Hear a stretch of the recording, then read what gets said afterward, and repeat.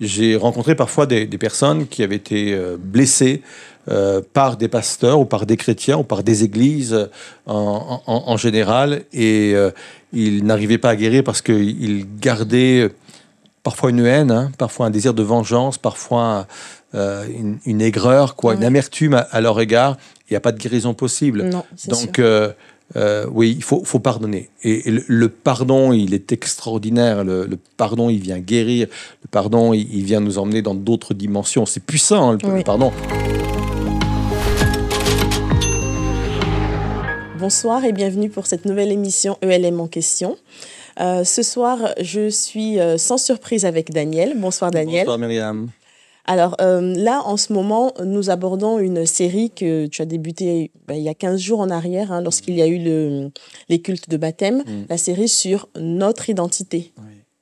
Et c'est vrai que c'est un thème qui est quand même très, très important parce que on a souvent du mal à, comment dirais-je, à se définir soi-même, à dire qui nous sommes.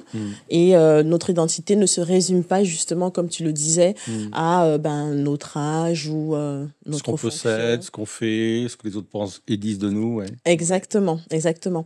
Et donc, ce soir, nous allons aller un petit peu plus en profondeur par rapport au message que tu as apporté pour pouvoir, justement, on va dire... non seulement disséquer le message, c'est vrai, mais également répondre à des interrogations qu'on pourrait avoir donc, sur le thème de l'identité et la construction également. Très bien. Donc là, nous allons aborder notre première vidéo qui concerne donc justement le passage spécifiquement où tu parlais de notre identité et nous reviendrons par la suite avec les premières questions. Nous avons commencé la semaine dernière une nouvelle série, une série importante puisque nous avons commencé à parler d'identité avec cette question « Qui es-tu » C'est une question importante, mais cette question ne se résume pas uniquement à décliner notre état civil. On l'a vu la semaine dernière. Si c'était aussi simple que de dire Daniel Potier, 59 ans, pasteur, oui tout de même, il y en a qui disent j'ai entendu. Ah oui, tout de même. L'air de dire, il ne fait pas son âge. Je le prends comme ça en tous les cas. Bon, je reprends.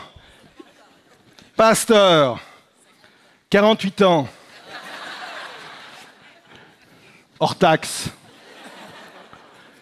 Marié, 3 enfants, nationalité française.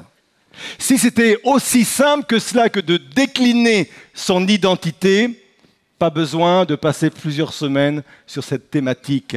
Mais on s'aperçoit effectivement que c'est beaucoup plus complet que cela. La question est davantage, qui suis-je réellement? Qu'est-ce qui me définit réellement? Et à cela, plusieurs ont des réponses différentes. Nous l'avons vu la semaine dernière. Certains se définissent par leur possession. Je suis ce que je possède. À l'origine, le matériel était utilitaire.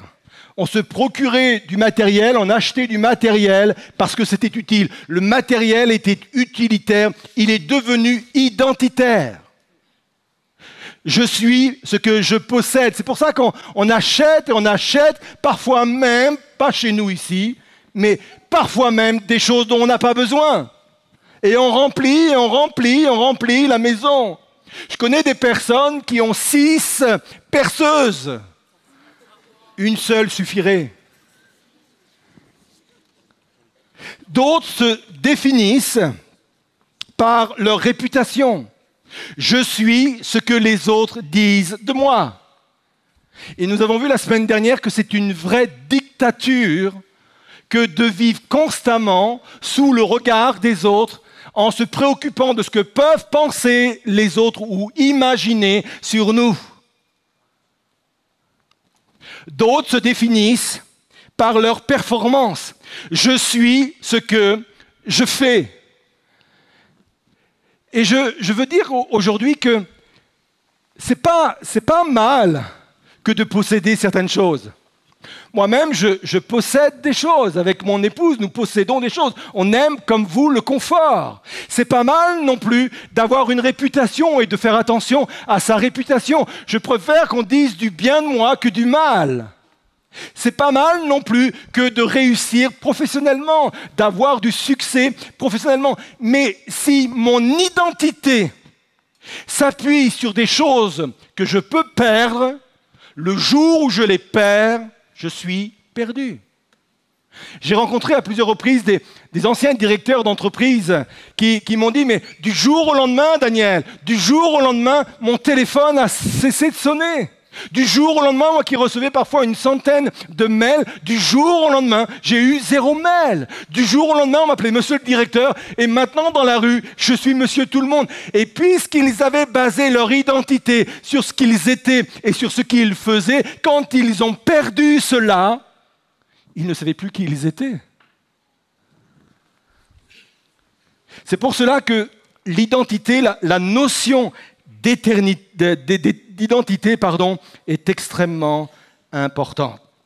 Nous avons vu également la semaine dernière que nous connaissions réellement notre identité chrétienne qu'en Jésus-Christ. Et pas uniquement chrétienne, c'est le mot en plus, désolé, mais notre identité en général, nous ne la connaissons qu'en Jésus-Christ. Là, nous avons justement vu la vidéo concernant notre identité et nous avons vu que nous sommes limités justement par rapport à ce que nous pensons être de nous-mêmes. Est-ce que justement s'en affranchir ou essayer de nous définir autrement, ce ne serait pas un petit peu, tu sais, comme tous ces nouveaux courants concernant notamment le développement personnel, méthode Coué ou peut-être New Age. Qu'est-ce que tu penses de ça ? Non, moi je pense qu'on en est même très loin. Je sais que tout le développement personnel, même s'il y a des bons aspects, il n'y a pas de souci sur le sujet, mais là je pense qu'on touche davantage un problème spirituel. C'est vraiment un problème spirituel. C'est pour cela que j'ai voulu dimanche recentrer sur le projet que l'adversaire de nos âmes a pour nous faire croire autre chose que ce que nous sommes réellement. Et d'ailleurs, le jour du baptême, là, des 2 baptêmes, j'avais donné cette petite histoire de cet aiglon là qui était tombé du nid. À un moment donné, il le met dans la basse-cour avec les autres volailles, et puis un ami arrive et l'ami lui dit « Mais tu sais que c'est pas un poulet, mais c'est un aiglon. » Et la phrase de l'agriculteur a été « Oui, moi je le sais, mais lui ne le sait pas. » Et cette phrase-là, en fin de compte, elle résume tout le projet de l'adversaire de nos âmes. C'est pour ça que je dis que c'est spirituel, avant d'être technique ou mental. C'est vraiment spirituel. Lui, il sait, l'adversaire de nos âmes, qui nous sommes. Mais nous ne le savons pas. Et il veut nous enfermer justement dans cette ignorance parce qu'il sait très bien la répercussion que peut avoir cette révélation de qui nous sommes. Donc, c'est davantage spirituel que mental ou même intellectuel. Et est-ce que ça ne peut pas justement nous amener à prendre la grosse tête si on arrive justement à comprendre qui nous sommes? Parce que la parole de Dieu dit quand même, tu nous as fait de peu inférieur à toi. Donc, est-ce que ça ne nous ferait pas prendre la grosse tête si jamais on arrivait à cette étape-là? Est-ce que ça ne nous garde pas dans l'humilité finalement de ne pas le savoir? Je ne sais pas. Ouais, sauf que ça nous limite. Mais tu as raison, tu soulèves quelque chose d'important, c'est qu'il faut être très, très équilibré dans les vérités que nous recevons de la part de Dieu. Et parfois, certaines vérités sont manipulées. Ça dépend l'angle théologique qu'on peut utiliser. Et là, je reviens encore à tout ce qui est prospérité. Et prospérité, c'est pas uniquement par rapport à l'argent, c'est aussi par rapport à la conception de ce qu'est l'être humain, quoi. Et dire que nous sommes semblables à Dieu, pour moi, c'est déjà une dérive. Dieu est Dieu et personne n'est au-dessus et n'est même égal à Dieu, quoi. Ça reste Dieu. Néanmoins, ça ne doit pas nous empêcher de nous hisser vraiment au niveau que Dieu a prévu pour nous, quoi. Et je pense quand on fait cette démarche avec cette optique de dire je veux vraiment comprendre l'image que Dieu a mise sur ma vie, l'identité que Dieu a mise sur ma vie, je pense que ce chemin-là ne peut pas conduire à l'humilité, à l'orgueil, pardon. Par contre, il nous sort de ce schéma où on se dégrade constamment, on se dévalorise constamment. C'est un chemin qui nous sort de là, qui nous amène à l'humilité, à l'équilibre, mais qui ne fera pas dépasser vers l'orgueil si on emploie le chemin de la révélation que Dieu a prévu pour chacune de nos vies, quoi. D'accord. D'accord, effectivement, vu dans ce sens-là, on ne pourrait pas, si effectivement on garde toujours Dieu dans sa souveraineté, Amen. pouvoir penser que on pourrait l'égaler ou être au-dessus de lui. Tout à fait. Alors peut-être qu'il y a une zone de vigilance à avoir. Oui, Hein. oui. On est d'accord, comme toute chose d'ailleurs. Hein. Tout dans la vie spirituelle nous demande une certaine vigilance pour pas basculer vers l'orgueil. C'est le cas de tous ceux et toutes celles qui ont reçu des dons et des talents. À un moment donné, Oui. c'est des talents qui nous bénissent. Mais à un moment donné, si on n'est pas vigilant, ces talents peuvent nous faire devenir des choses que Dieu n'avait pas prévues, quoi. Oui. Et là, ma question, finalement, bon, ça ne concerne pas forcément une personne, on va dire, chrétienne qui reconnaît Dieu. C'est si en fait, Dieu ne représente rien pour nous. Bon, peut-être quelque part, on sait qu'il existe, mais s'il ne représente rien pour nous, est-ce que, du coup, on peut être libéré? Est-ce que vraiment, on peut rentrer dans notre identité propre? Alors là, je reviens à ta première question. C'est vrai qu'il peut y avoir un cursus, un parcours qu'on pourrait qualifier de développement personnel qui peut nous amener parfois à sortir de certaines identités pour en endosser de meilleures. Oui.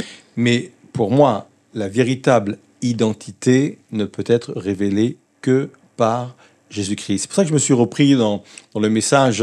Oui. À un moment donné, Identité j'ai dit identité chrétienne. Oui. J'ai dit c'est un mot de trop et je me suis même excusé parce que c'est vrai, le mot chrétien est de trop. C'est l'identité en général. Les hommes et les femmes ont leur véritable identité quand Christ.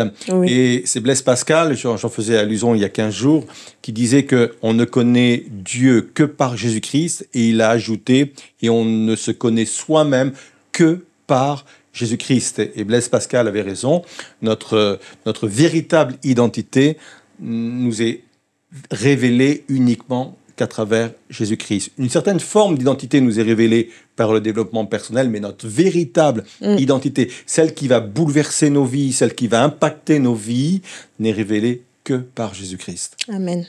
Amen. D'accord, ben je te remercie Daniel. Donc là, nous allons avancer au niveau donc des questions et nous allons passer à l'extrait suivant qui concerne la construction identitaire des enfants. L'acceptation est la quête de l'humanité. La plupart d'entre nous passons notre vie à essayer de gagner l'acceptation des autres. Gagner l'acceptation de nos parents, gagner l'acceptation de nos amis, gagner l'acceptation des personnes que l'on respecte ou des personnes que l'on envie. Nous sommes prêts parfois à faire les choses les plus folles pour être acceptés. On est même prêt parfois à se mettre en danger pour se faire accepter. Je me souviens quand j'étais ado avec le groupe d'amis, vous savez, ces fameux défis complètement stupides. T'es pas cap. T'es pas capable de monter en haut de l'arbre. T'es pas capable de monter sur le toit. T'es pas capable de sauter d'un toit à l'autre. T'es pas capable.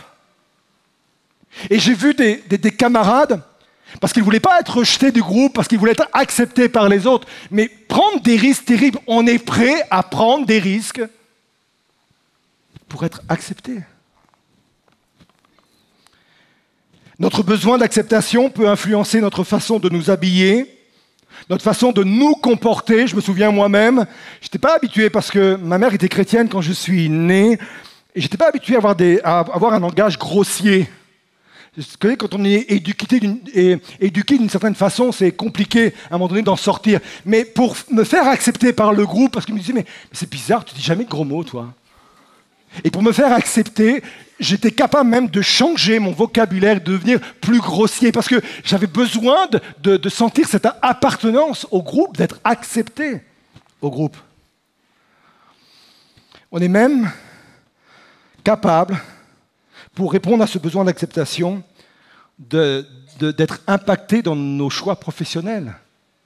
Combien j'ai eu parfois en entretien des personnes qui m'ont dit « mais moi j'ai fait ce métier-là parce que je sentais que ça faisait plaisir à mes parents, quoi.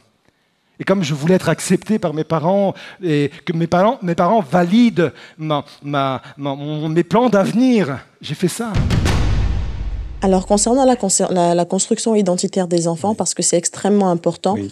c'est sûr qu'en tant qu'adulte, on se recherche, voilà, mais les enfants, ils sont encore plus malléables, c'est encore plus compliqué pour eux.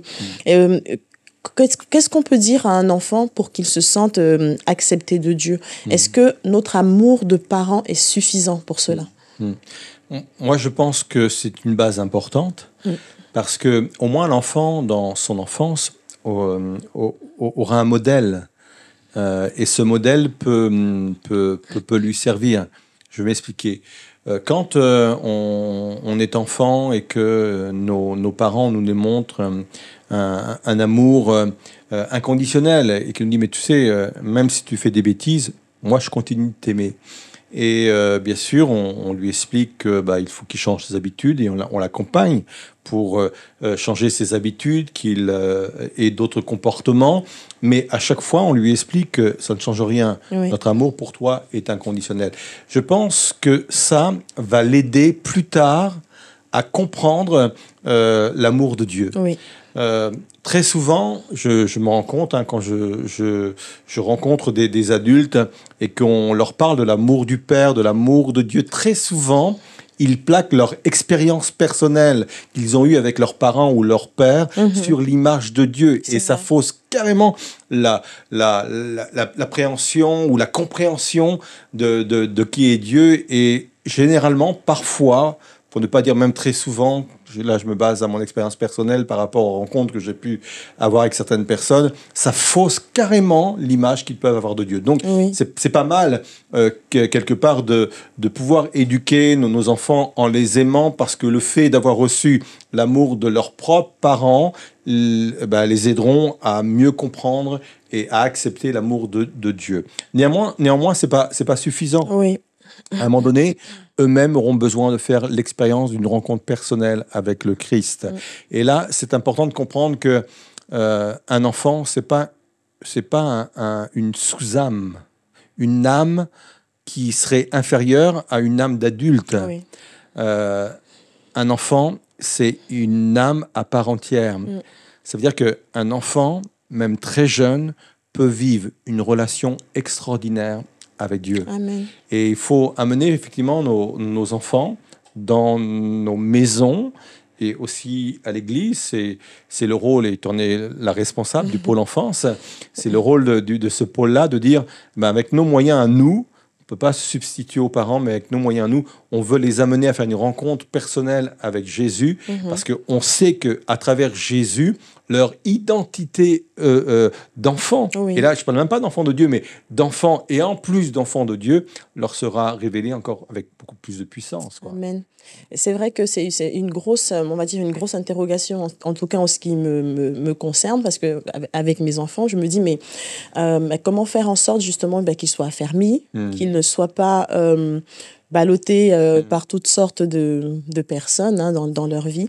Et j'avais écouté récemment le témoignage d'une jeune femme qui, ça m'a tellement touchée par rapport à son histoire. Elle expliquait, je suis née dans un foyer où mes parents m'ont longtemps attendue. On a longtemps prié pour m'avoir et elle est née, donc elle était choyée, aimée par ses parents. Mais il n'empêche qu'elle a quand même vécu par la suite avec un sentiment de rejet, parce qu'à un moment donné, elle a été très malade et elle a dû être renvoyée dans un centre. Donc pour elle, elle a été abandonnée par ses parents, alors que c'était pour qu'elle aille mieux. Et donc je me suis dit, mais du coup, notre amour de parents n'est pas suffisant dans ce qu'on peut apporter à nos enfants. Oui, tout à fait. Tout à fait. C'est un cas, bien sûr, particulier, bien sûr, avec un contexte particulier, mais néanmoins, tu as raison. Mais ça appuie quand même quelque chose d'autre. Et c'est pour ça que j'ai voulu, dimanche dernier, raconter l'histoire du rejet. Je pense que c'était important de remonter à l'origine du rejet. Et je parlais de la blessure qu'il y avait dans, je ne sais pas si on peut appeler le cœur. Je sais que c'est bizarre de parler de cœur à l'égard de Satan, mais dans la vie de Satan, quoi, la blessure qu'il y avait, sa blessure originelle, c'est vraiment celui du rejet, et qu'il a voulu imposer également à l'humanité en étant rejeté du Jardin d'Éden après le péché. Parce que, quelque part, ça, c'est une mémoire qui est dans tous les êtres humains, quoi. Tout le monde sur la terre, à un moment donné, a en lui la faille du rejet. Donc cette faille-là, elle peut s'ouvrir par des circonstances telles, effectivement, et c'était pour son bien pourtant d'être mis dans un centre pour qu'on s'occupe d'elle. Ça peut être ressenti également parfois quand un enfant est l'aîné, puis à la naissance du deuxième. C'est violent pour... moi, je suis l'enfant du milieu, moi. Donc, moi, j'ai pris peut-être la place du deuxième ou du troisième, mais c'est violent. Et c'est la vie, c'est naturel. Certains aînés le vivent très bien, d'autres le vivent très mal. Hein. Comme moi, je suis l'aîné. Le vivent presque comme un rejet. Pourtant, ils ont eu des parents formidables. Parce que quelque part, on est tous du verbe naître. Hein. On est tous avec cette faille en soi du rejet, parce que c'est la blessure originelle de l'humanité. Parfois, rien ne vient la toucher, rien ne vient l'ouvrir à nouveau. Et parfois, il ne faut pas grand-chose non plus pour l'ouvrir. Et on le vit plus ou moins bien, malgré, effectivement, comme tu le disais, le contexte familial qu'on a pu avoir avec beaucoup d'amour. C'est pour cela que on a tous besoin de Christ.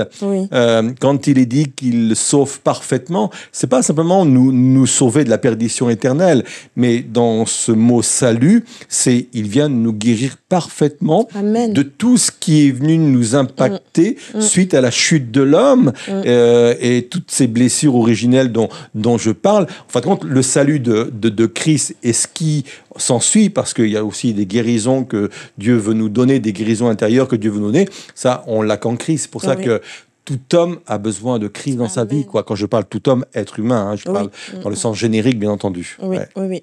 Et est-ce que ça soulève en fait une autre question, c'est de dire que est-ce que quelque part, c'est être fataliste de penser que dans nos vies, en tant que parents, nous allons forcément infliger des blessures émotionnelles à nos enfants? Alors, je ne sais pas si on peut mettre le mot fataliste dedans, mais c'est presque une évidence, quoi. Je pense que parents, je l'ai dit, 3 enfants, dimanche, et 3 petits-enfants. Et c'est bien aussi d'avoir des petits-enfants parce que on voit la différence qu'on fait entre la façon dont on se comporte avec nos petits-enfants qu'avec nos enfants. S'il y avait des remords à avoir dans ma vie, ce serait effectivement la façon dont j'ai été père, quelque part. Et je pense que tout parent, me semble-t-il, peut avoir ce type de remords. Parce qu'on a des enfants alors qu'on n'est pas toujours forcément bien mature, quoi. On a des enfants alors qu'on est dans une phase de notre vie où il faut tout prouver. Il faut prouver professionnellement, il faut prouver à la société, parce qu'on est jeune, on a tout à affirmer, à priver. Donc on n'est peut-être pas dans les meilleures circonstances pour bien élever nos enfants. En plus, on est imparfait, on est humain, il n'y a pas d'école pour devenir parent. Donc on fait des erreurs. Donc forcément, à un moment donné, on est des parents imparfaits. Et on aura toujours des remords. Je mets bien sûr à part peut-être les parents qui, d'une façon volontaire, et ça c'est catastrophique, quoi, infligent des traumatismes ou des choses terribles à leurs enfants. Et puis parfois aussi, vous avez des parents qui reproduisent ce qu'ils ont vécu eux-mêmes. Exactement. Donc c'est hyper compliqué. Et c'est là où vraiment, et ça c'est dû à la chute de l'homme, quelque part. Même nos erreurs, notre façon, même si on veut bien faire. Et c'est là où l'Évangile est capable de réparer tout cela. Donc il ne faut pas tomber dans la culpabilité. On aurait pu tous faire mieux. Moi le premier, j'aurais pu faire mieux en tant qu'éducation par rapport à mes enfants. Mais il y a une dimension de grâce extraordinaire, quoi. Heureusement que Dieu ne tient pas compte de nos erreurs. Et c'est ça le message de l'Évangile. L'Évangile, c'est un Dieu qui ne tient pas compte de nos erreurs. Mais quel soulagement, quoi. C'est l'Évangile, c'est nous montrer que même si parfois on a pris de mauvais chemins, le fait de vraiment venir à Dieu et demander à Dieu de venir restituer ce que le diable nous a volé ou notre vie ancienne nous a volé, c'est extraordinaire, quoi. Et on croit qu'effectivement, même si on n'a pas eu toujours les bons comportements, même des fois involontairement, on a pu blesser nos enfants. On croit que la grâce, là où le péché a abandonné, ou là où l'erreur a abondé, la grâce peut surabonder, quoi. Amen. Ça, c'est le message puissant de l'Évangile, quoi. Amen. Amen. Amen. C'est vrai que c'est très rassurant parce que finalement, on se dit, oh Seigneur, tu nous as confié des enfants et on ne veut pas justement les perdre. Enfin, les perdre pas, Oui, quoi, oui. les perdre et tout. Oui. Mais justement, par rapport à nos erreurs, le fait qu'on soit imparfait, on a souvent des comportements, on peut avoir des comportements qui va les blesser et faire en sorte que, voilà. Qui s'est pas énervé parce qu'on était fatigué, quoi, hein. Qui n'a pas crié après ses enfants. Ouh. Et c'est pour ça que je disais que la différence entre culpabilité et honte, quoi. Oui. Hein, des fois, on peut se dire, la honte, c'est de dire, j'étais un mauvais parent, quoi. Et là, on touche à notre identité, là. Ouais. Et j'ai une dernière question par rapport à ce thème-là. Donc, c'est quoi, du coup, confier nos enfants à Dieu? Ouais. C'est d'abord une démarche de cœur, en fin de compte, hein. Je pense que d'une façon très pratique, c'est de les apporter régulièrement au Seigneur, quoi. Oui. Hein, de les apporter régulièrement au Seigneur. Il y a un livre qui est sorti sur la prière d'une mère, quoi, la puissance de la prière d'une mère. Oui. Et alors, c'est pas que la responsabilité des mamans, hein. Il y a la responsabilité, bien sûr, des papas, mais il y a un lien viscéral avec la maman et son enfant. Et c'est normal, Oui. c'est légitime, elle l'a porté dans ses entrailles, quoi. C'est le fruit de ses entrailles. Et je pense que quand une maman crie pour son enfant, c'est viscéral, quoi. Oui. Il y a comme un lien particulier, quoi. Elle y va avec ses tripes, excuse-moi l'expression, hein. Elle y va avec son cœur, elle y va avec un engagement tel que, oui, c'est le fruit de mes entrailles, quoi. Oui. Hein, et je crois qu'il y a une puissance extraordinaire dans la prière des mamans, et je voudrais m'adresser à toutes les mamans. Continuez à prier pour vos enfants, Amen. même s'ils sont adultes, même si aujourd'hui ils ont fait des choix au prix des chemins qui nous inquiètent. Oui. Ça ne veut pas dire que Dieu a dit son dernier mot sur eux, quoi. Et continuez, parce qu'il y a une puissance extraordinaire, mais ça ne dispense pas les papas de le faire. Job priait pour ses enfants, quoi. Job, à chaque fois, il les a menés, quoi, devant le Seigneur. Moi, je crois que c'est ça, confier aussi, Seigneur. C'est, Seigneur, on te les apporte. À un moment donné, on n'a plus de contrôle, quoi. Oui, oui. Tu es en âge encore où tu as un contrôle sur tes enfants. Et encore, quand tu les laisses à l'école, tu ne sais pas ce qui se passe, quoi. Oui. Mais plus ça va grandir, je ne vais pas t'affoler, hein, mais plus ça va grandir. Quand tu vas les mettre au collège, et quand ils vont avoir un portable, toi, avec eux, tu n'as plus de contrôle. Tu as beau mettre des contrôles, un contrôle parental dessus, etc. Mais plus ça va aller, moins tu as de contrôle sur tes enfants. Et quand ils sont majeurs, alors là, cause toujours papa, cause toujours maman, etc., tu n'as plus de contrôle. Mais c'est là où il y a la puissance, c'est une vraie libération pour un parent. Oui. De dire, Seigneur, je te les confie. Je les dépose entre tes mains. Et Seigneur, toi, tu en prends soin. Et tu permets à ce que leur choix ne les éloigne pas de toi ou ne les fait pas emprunter des chemins qui pourraient être irréversibles, quoi. En fait, la vraie solution par rapport à ça, ce serait justement finalement, comme Jésus le dit, hein, c'est venir décharger nos fardeaux devant lui et prendre son joug qui est léger. Oui. Parce que, on ne contrôle rien. On ne contrôle rien. Tu l'as dit à juste titre. Et c'est vraiment le sentiment que j'avais eu la première fois que ma fille est allée à la crèche. Je me suis dit, non, mais je l'abandonne, je ne sais pas ce qui va se passer. D'un étranger, d'une étrangère. C'est ça, mais qu'est-ce qu'ils vont lui faire et tout ça. Et puis je me suis dit, non, mais je ne peux pas contrôler, je ne pourrais pas toujours être là avec elle. Donc, que je dois la confier au Seigneur. Et c'est lui qui l'aime mieux que moi, qui saura prendre soin d'elle. Donc, ça m'a quand même rassurée. Mais c'est un abandon, hein. C'est un lâcher-prise, on aime ce mot-là. C'est un abandon total, lâcher-prise, Seigneur. Moi, je ne contrôle plus, tu contrôles. Merci, Daniel. Nous allons passer à l'extrait suivant, qui concerne cette fois-ci donc, le thème qui est vraiment en rapport également avec l'identité, c'est le piège du rejet. Pour traiter parfaitement cette problématique du rejet, il faut connaître l'histoire du rejet. Le rejet a une histoire dans toute l'humanité. Et c'est vraiment important, c'est une base importante pour comprendre la notion du rejet. La source ultime du rejet est Satan. Ça nous conduit à comprendre quelle est la grande blessure qui habite Satan. Je sais que ça fait drôle d'écouter ce type de phrase, Comment on peut parler à l'égard de celui qui est notre ennemi? Comment on peut parler de blessure? Mais de quoi vous parlez, pasteur, quand vous parlez que le diable est habité et motivé dans tout ce qu'il fait par une blessure qu'il a au fond de lui-même? Cette blessure-là, c'est celle du rejet. Le prophète Ésaïe nous dit qu'à un moment donné, Satan, qui était un ange parfait avant d'être celui que l'on connaît aujourd'hui, habitait le ciel de gloire, la présence de Dieu avant que le monde soit créé, avait une grande responsabilité. Il avait la responsabilité de la louange. C'était un leader pôle louange. Et à un moment donné, il a voulu que la gloire qui était destinée à Dieu lui revienne. La Bible dit qu'il a laissé entrer en lui de l'orgueil, des sentiments d'orgueil. Il a voulu quelque part faire un putsch. Il a voulu prendre la place de Dieu. Et Dieu l'a rejeté. La Bible nous dit qu'il l'a chassé du ciel. C'est un rejet violent, puissant, mais qui était nécessaire pour sauver le plan éternel de Dieu, celui que nous connaissons aujourd'hui. Et c'est important de comprendre cela parce qu'on comprend aujourd'hui que le diable est habité par ce sentiment de rejet. C'est pour cela qu'il a voulu entraîner dans la même galère Adam et Ève. C'est pour cela qu'il l'a poussé, qu'il l'a incité, qu'il les a incités à pécher. Et les entraînant dans le péché, eux-mêmes, Adam et Ève, ont été chassés littéralement, nous dit la Bible, du jardin d'Éden. Autre rejet. Vous me suivez bien là?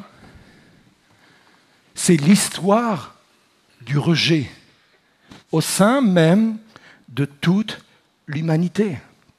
Parce que le diable voulait que l'être humain sente comme lui les blessures du rejet. Et j'aimerais vous dire qu'il y a dans tout être humain une mémoire. Et moi, je crois qu'il y a dans l'être humain en général la mémoire du jardin d'Éden. Et cette mémoire du jardin d'Éden passe par la mémoire du rejet. C'est pour cela que l'humanité tout entière, régulièrement et constamment, cherche et recherche l'acceptation. Alors, concernant le piège du rejet, quel conseil est-ce que tu pourrais donner à une personne justement qu'on a rejetée pratiquement toute sa vie et qui aujourd'hui se sent insignifiante? Moi, je pense plusieurs choses. Bien sûr, la première, on va résumer un peu ce qu'on a dit là dans les questions précédentes. C'est vraiment de venir à Christ, quoi. Je pense qu'il ne faut pas avoir peur de mettre devant Dieu ses propres blessures, de venir avec ses propres blessures et croire que Dieu est celui, effectivement, qui est capable de les guérir. Et ça passe par un abandon entre les mains de Dieu, se confier à Dieu, donner sa vie à Dieu. Ça c'est le point de départ. Il m'est arrivé de le dire à plusieurs reprises dans nos émissions. Je crois au miracle de Dieu, je crois à la transformation, je crois à la puissance de la nouvelle naissance, mais je crois également que la nouvelle naissance ne suffit pas non plus. Et parfois, il y a tout un parcours de guérison dont nous avons besoin. C'est qu'à Eulem, on s'entoure de tout un réseau d'experts. Parfois, en tant que pasteur, on est capable de gérer certaines situations, de donner des conseils, d'amener certaines personnes à faire des démarches. Et parfois, on s'appuie sur des réseaux tels que le RESAM, qui est un réseau de thérapeutes chrétiens. Parfois, on s'appuie sur un autre réseau, Hélène, qui, lui, touche davantage des problèmes spirituels, parce que parfois, ce problème de rejet est lié à un problème spirituel ou a engendré des problèmes spirituels, et on ne gère pas de la même façon ce qui est du domaine spirituel que du domaine psychologique ou autre. Et là, il faut admettre effectivement que en tant que pasteur, parfois, et même si on a l'évangile le plus puissant, le message le plus puissant, il faut admettre qu'en tant que pasteur, parfois, on arrive nous-mêmes à nos propres limites. Et c'est ça aussi le corps de Christ. On a chacun des fonctions différentes, des talents différents. Et quand on est arrivé au bout de notre talent, de notre appel, notre ministère, mais il faut passer le relais à d'autres d'autres ministères qui, eux, sauront emmener les âmes plus loin. C'est pour cela que si avec quelqu'un vraiment qui est en train de se débattre avec son problème de rejet, si elle n'est pas chrétienne, je l'invite à faire une démarche personnelle avec le Christ, parce que la guérison peut être instantanée. Amen. Si elle est chrétienne et qu'elle se débat toujours, je l'encourage à rencontrer peut-être un pasteur dans un premier temps qui sera capable de mettre un diagnostic. Peut-être que ça suffira pour lui donner des conseils pour aller plus loin. Ou s'il voit que c'est pas possible, bien, pourra l'envoyer vers peut-être un autre chemin, vers d'autres experts. Mais ce qu'il faut retenir, c'est qu'il y a toujours une solution au rejet, quoi. Oui. Il y a toujours une guérison possible au rejet. Oui, ouais. Je trouve que c'est très, très important le point que tu as soulevé par rapport au fait de rediriger soit vers des psychologues ou alors vers des personnes qui vont traiter les problèmes spirituels. Parce que parfois, en tant que chrétien, on se dit non, mais on a la Bible, on a le Saint-Esprit et ça suffit. C'est le parfait, le divin guérisseur. Et pourtant, dans le corps de Christ, on a besoin les uns des autres. Et parfois, on ne peut pas se suffire à soi-même pour pouvoir justement s'en sortir. Et j'aime bien souvent prendre cet exemple de dire que quand on a mal à la tête, on ne va pas forcément se mettre à prier, on va prendre un Doliprane. Donc, si, pareil, on a des problèmes psychologiques, pourquoi ne pas aller rencontrer une personne qui a été formée pour ça? Tout à fait. Parce que d'un côté, il y a la théologie, de l'autre côté, il y a la pratique. Et quand on est basé uniquement sur la théologie, on est limité parce que la pratique met en défaut parfois notre propre théologie. Donc, moi, je crois, parce qu'on le voit, parfois suite à des prédications, suite à des appels, il y a des changements qui sont radicaux. C'est miraculeux. On touche du doigt, on est nous-mêmes émerveillés, pour ne pas dire parfois même surpris, même si on croit au message de la puissance de l'évangile. Et pourquoi d'autres, c'est plus long? On ne sait pas. Mais il faut bien s'occuper, et plutôt que de rester sur une interrogation, mais pourquoi c'est long pour lui? Pourquoi lui s'en sort pas alors que d'autres s'en sont servis? Et puis on peut calquer ça sur un schéma en disant mais parce qu'il n'a pas assez de foi. Or c'est faux. Non. Lui, il a besoin d'un accompagnement qui sera différent. Parce que le but, c'est que lui aussi puisse trouver, ou elle aussi puisse trouver la guérison. Donc, j'aurais ces conseils-là, Oui. Et là, en fait, ça touche à un sujet quand même assez sensible. C'est de dire qu'une personne qui a été blessée, justement, dans l'Église, comme au sein de l'Église, comment est-ce qu'elle peut se reconstruire et de nouveau faire confiance? Parce que l'Église, c'est quand même notre famille, la famille de Dieu. Et quand ça va mal là... Comment faire? Tu mets le doigt sur quelque chose. Déjà, une réalité, oui, l'Église peut blesser. Oui. Ça, je crois qu'il faut peut-être faire sauter un tabou sur ce sujet. Oui, l'Église peut blesser, même si elle est un instrument que Dieu a mis en œuvre pour sauver des milliers de personnes depuis qu'elle existe, depuis 2000 ans. Néanmoins, il arrive que des personnes soient blessées. Tu en as rencontré, j'en ai rencontré. Et c'est effectivement régulier, quoi. L'Église peut également blesser, soit intentionnellement. Alors, peut-être pas intentionnellement, mais parce que le leadership en place fait que forcément ça va générer des blessures, ou peut-être on le fait inconsciemment, parce que c'est comme toute structure humaine, les relations humaines peuvent être blessantes. Plusieurs conseils. Si j'ai été blessé, je pense que déjà, la première démarche, c'est de dire, mais pourquoi j'ai été blessé par ça? Même si c'est justifié quelque part, même si c'est légitime, si ce qu'on m'a fait n'est pas bien. Mais des fois, il y a des blessures en moi, ou plutôt des situations qui mettent le doigt sur certaines blessures en moi et qui me permettent de guérir de ces blessures-là. Donc, profitons justement du fait qu'on a pu être blessé dans une église. Qu'est-ce qui a fait que j'ai réagi comme ça? Qu'est-ce qui a fait que ça m'a touché à ce point-là? Parce que peut-être que c'est aussi un doigt que Dieu met sur mon âme, sur ma vie, sur ma blessure, en disant, toi, ça là, il faut que tu règles ce problème-là. Ça, c'est le premier point. Le deuxième point, je pense qu'il faut pardonner. Et j'ai rencontré parfois des personnes qui avaient été blessées par des pasteurs ou par des chrétiens ou par des églises en général, et ils n'arrivaient pas à guérir parce qu'ils gardaient parfois une haine, parfois un désir de vengeance, parfois une aigreur, une amertume à leur égard. Il n'y a pas de guérison possible. Non, donc oui, il faut pardonner. Et le pardon, il est extraordinaire. Le pardon, il vient guérir. Le pardon, il vient nous emmener dans d'autres dimensions. C'est puissant, hein, le pardon. La preuve, c'est que Jésus lui-même, Dieu et Jésus l'ont exercé en nous pardonnant, quoi. C'est extraordinaire. Et puis, troisièmement, c'est pas parce qu'on a été blessé par une église que les autres églises vont nous blesser. Oui. Et c'est pas parce qu'on n'est pas bien dans une église qu'il faut pas en changer. Je sais que ça aussi, c'est un sujet tabou, quoi. Il y a un verset qu'on a mal utilisé, qu'on a même utilisé pour culpabiliser les chrétiens. Ne quittez pas votre assemblée, quoi. Et on l'a utilisé, on a même maltraité les chrétiens. Moi, je m'excuse, hein, mais si dans une église on n'est pas bien, on n'est pas forcé d'y rester, quoi. Il y a rien qui nous oblige à rester dans une église qui nous maltraite. Rien ne nous oblige à rester dans une église où les choses ne se passent pas comme elles devraient se passer. Au nom du fait que c'est une église, au nom du fait que c'est un pasteur. Non, désolé. Désolé, si je suis pas bien dans une église, en France quand même, on est dans un pays où il y a beaucoup d'églises, bah non, allons en quête d'une autre église, quoi. Et j'allais même rajouter, au-delà même de se dire...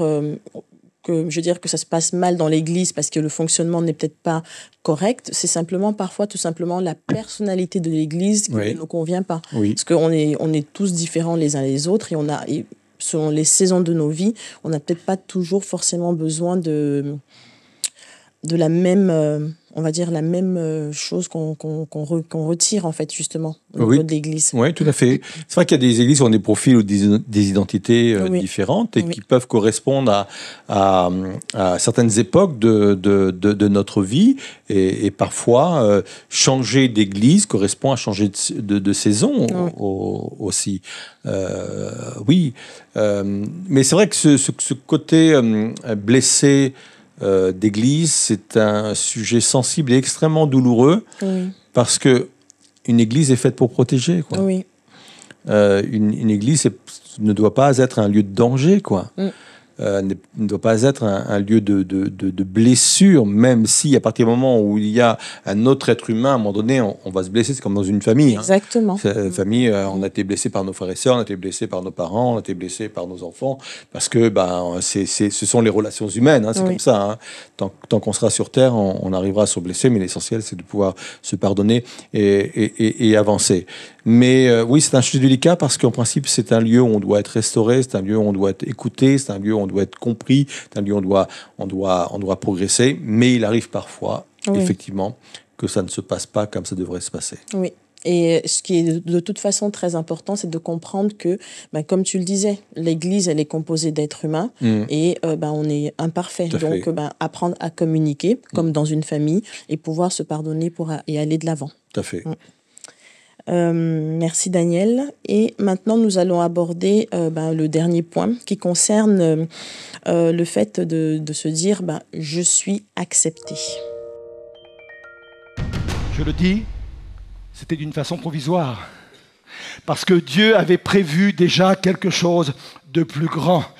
Nous avons aujourd'hui la possibilité d'être acceptés, non pas par les sacrifices des animaux, mais par le sacrifice de Jésus-Christ. C'est la base même de notre vie spirituelle. Et effectivement, on peut donner une main d'acclamation. Christ est celui qui a pourvu au problème de notre rejet en donnant sa vie sur la croix.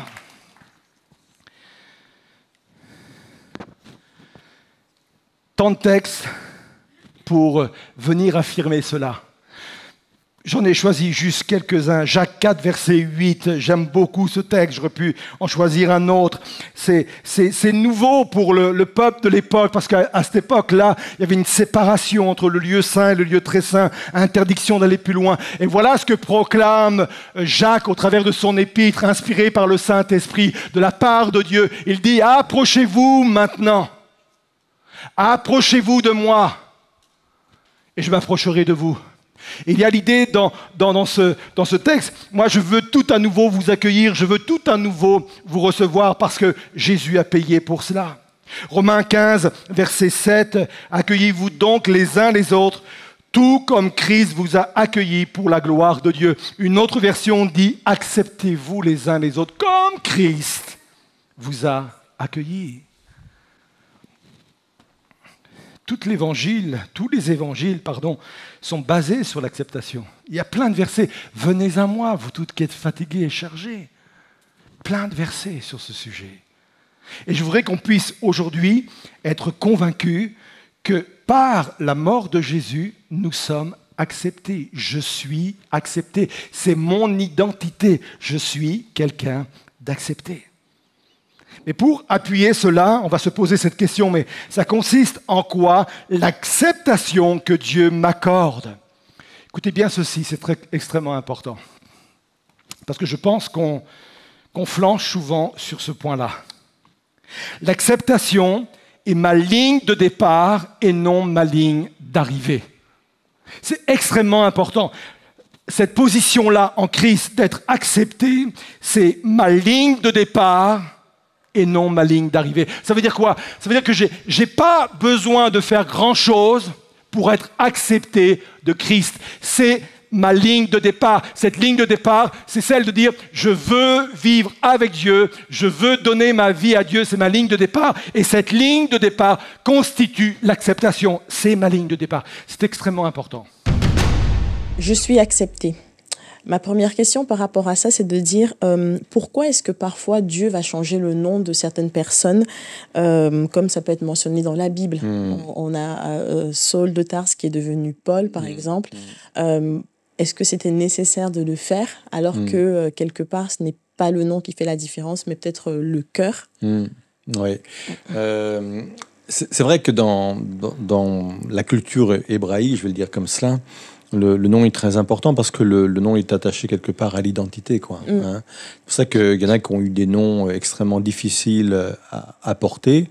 On a prêché quelque temps de cela de Jabet, fils de ma douleur, quoi.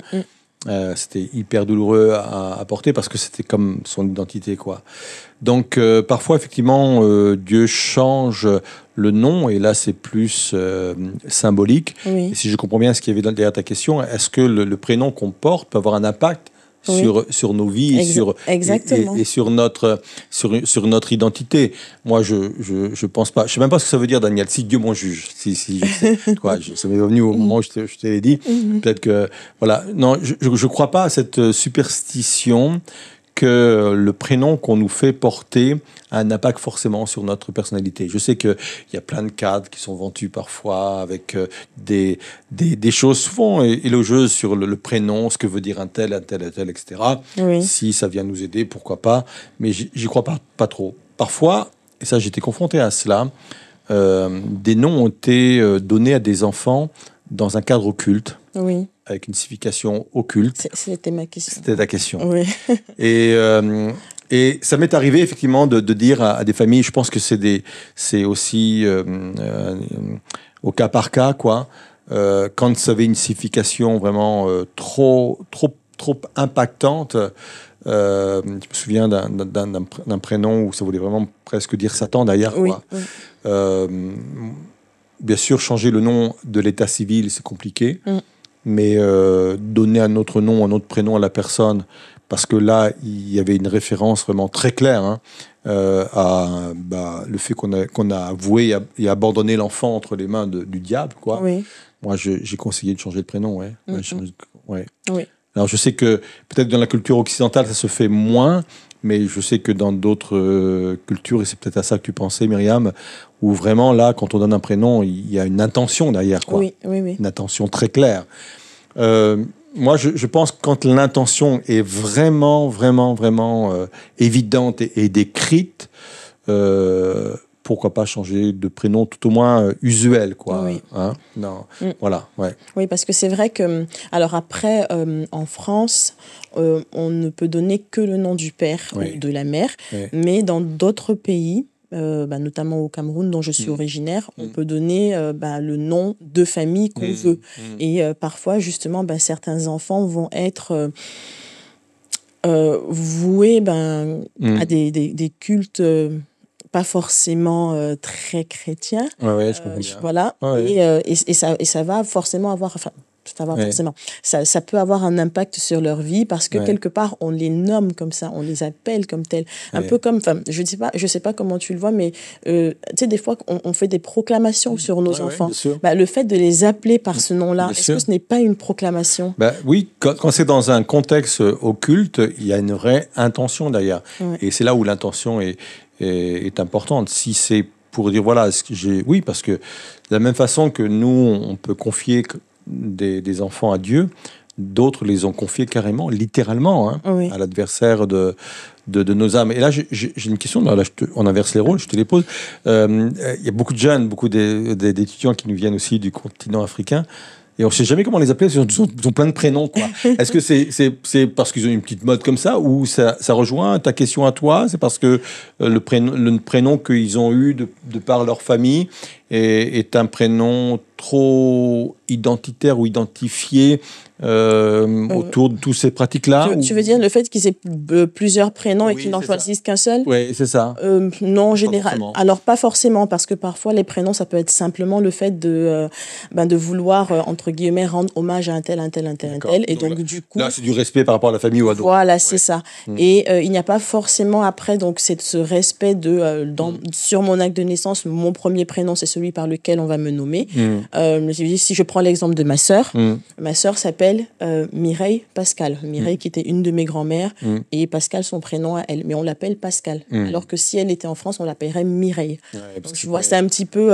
c'est pas forcément par rapport au contexte qu'on vient d'expliquer, oui. Voilà, c'est ça. C'est pas du tout lié à ce contexte-là. C'est juste, là, on rend hommage à un tel pour perpétuer un petit peu. Mais c'est un peu pareil en Occident et tout au moins en France. Moi, j'ai 2 autres prénoms, parce on a plusieurs prénoms. J'ai le nom de mon père et d'un oncle, toi, en respect, bien sûr, aux ancêtres, quoi. Ouais. D'accord. Et j'avais une autre question qui... alors, tu as un petit peu évoqué ce point tout à l'heure, c'est de dire quelle est cette tendance que nous avons de, justement, nous les êtres humains, de nous victimiser, de nous condamner et de peut-être pas connaître, de pas savoir, en fait, nous valoriser. Oui. Alors, la condamnation et le fait de se victimiser, pour moi, c'est deux énergies un peu différentes, c'est deux processus un peu différents. La condamnation, c'est sûr, elle est enclenchée par l'adversaire de nos âmes, parce que, comme j'ai expliqué effectivement dimanche, la condamnation, le but vraiment, c'est pas uniquement de nous emmener à la culpabilité, mais de nous emmener à la honte, en fin de compte. Oui. La culpabilité est une étape vers la honte. La culpabilité, je fais quelque chose qui est pas bien. La honte, je suis pas bien. Oui. Et là, on touche à l'identité. Donc, en fin de compte, c'est une stratégie de nous emmener à... Et après, on rentre dans une espèce d'auto-fonctionnement, en fin de compte, et comme toute habitude de vie, on s'auto-alimente dans la condamnation. Et après, on a du mal à sortir de ça parce que pour rien, on se condamne, on se trouve mauvais, on se trouve pas bon. Voilà, et on est, et quand on est pris dans cette spirale-là, c'est parfois très compliqué de s'en sortir. Et là, on a besoin des fois de crier à Dieu et de comprendre. La victimisation, le diable nous pousse aussi en cela parce que la victimisation, en fin de compte, elle nous éloigne de tout ce qu'on peut devenir en Christ. Et également, même si c'est d'autres ressorts, le but final, c'est vraiment cela.